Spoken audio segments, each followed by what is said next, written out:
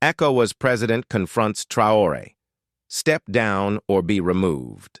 West Africa is on a knife's edge. A deep fracture has split the continent's most integrated trading bloc, turning brother against brother. On one side, you have ECOWAS, the Economic Community of West African States. It's the old guard of regional cooperation, now led by Sierra Leone's president, Julius Maada Bio. On the other side is a defiant new union, the Alliance of Sahel States, or AES, born from military takeovers in Burkina Faso, Mali, and Niger. These three nations, led by young aggressive military leaders, have completely torn up the old rule book. They've formally left ECOWAS, kicked out Western troops, and are now looking to new allies like Russia, all in what they call a quest for true sovereignty. At the very heart of this rebellion is Captain Ibrahim Traoré of Burkina Faso, a charismatic and controversial figure who sees himself as a modern-day anti-imperialist hero. For ECOWAS, this isn't just a political squabble, it's an existential threat. The new chairman, President Bio, took power with a clear mission: bring back constitutional order and deepen democracy across the region. That puts him on a direct collision course with men like Traoré. Publicly, the talk is all about dialogue and keeping doors open. But behind the scenes, where the fate of millions is decided, the conversations are far more brutal. What you're about to hear is a dramatization of the extreme pressure and high-stakes game of chicken that's defining this crisis. It's the story of a confrontation that could set West Africa on fire, a story of an ultimatum whispered in the dark: step down or be removed. Imagine a closed-door meeting in Abuja, the air thick with unspoken threats. You have the new face of West African democracy on one side and the symbol of its defiance on the other. The handshakes and pleasantries are finished. Now the real conversation begins. And it's not about policy, it's about power, survival, and a chilling choice between resignation and elimination. In June 2025, Sierra Leone's president Julius Maada Bio was elected the new chairman of ECOWAS.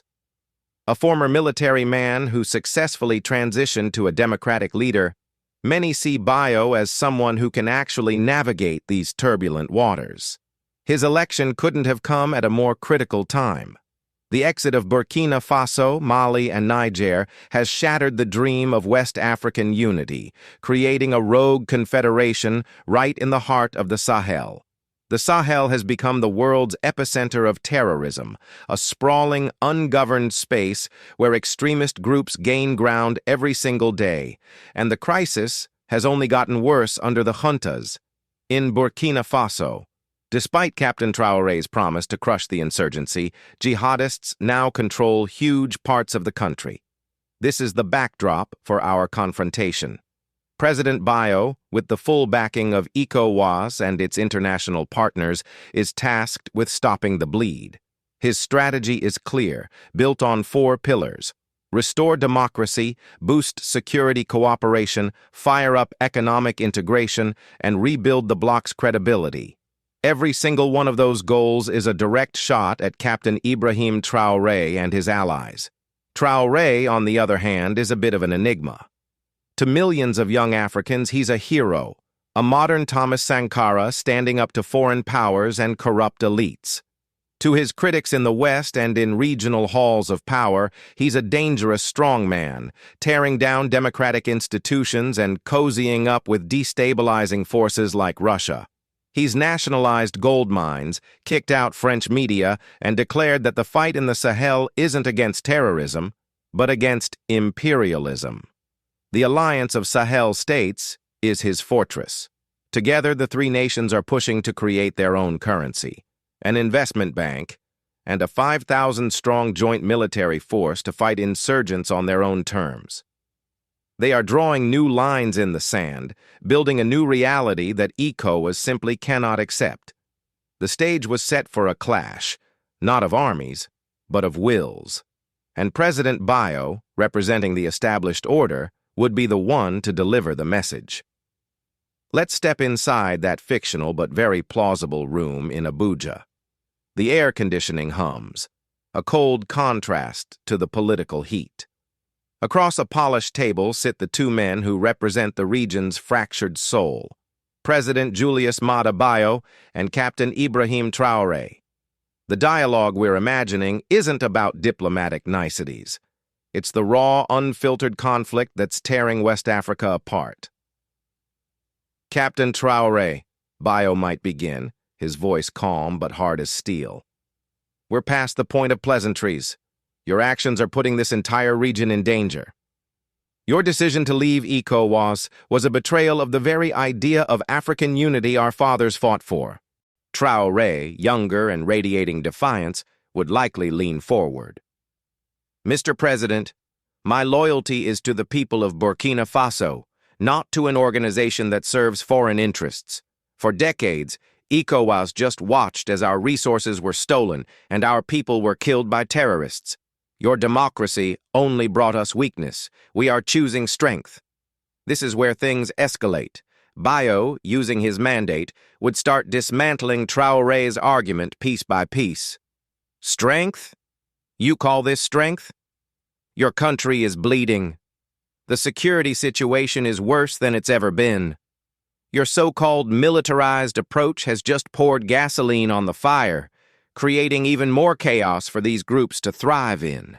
You promised your people security, and you've delivered mayhem.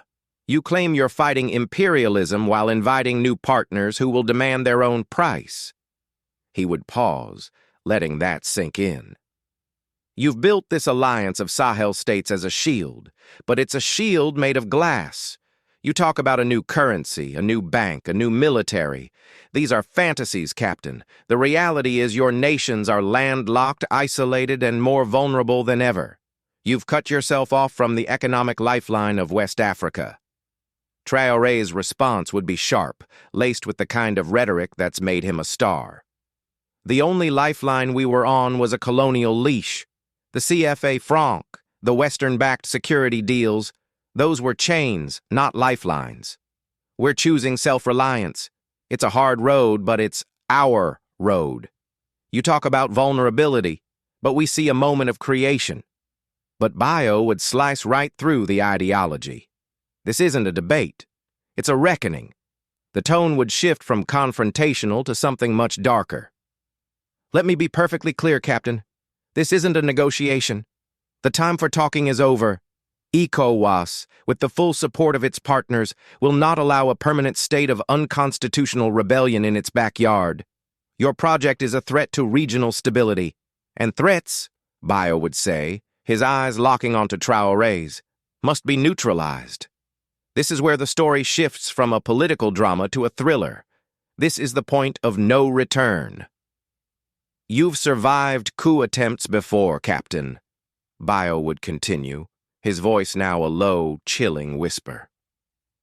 We all know about the plots your government claims to have foiled, the ones you blame on your neighbors and their foreign backers. You think your intelligence services are good. Maybe they are. But they can't see everything. They can't stop everyone. The unspoken threat hangs heavy in the room. This isn't about sanctions anymore. This is personal. ECOWAS is offering you one last way out, a dignified exit. You will announce a transition back to civilian rule. You will dissolve the alliance of Sahel states and start the process of coming back to the community. You will step down. In return, you'll have a future. Traoré, though shaken, wouldn't break. And if I refuse? You'll send an army? You tried threatening that before.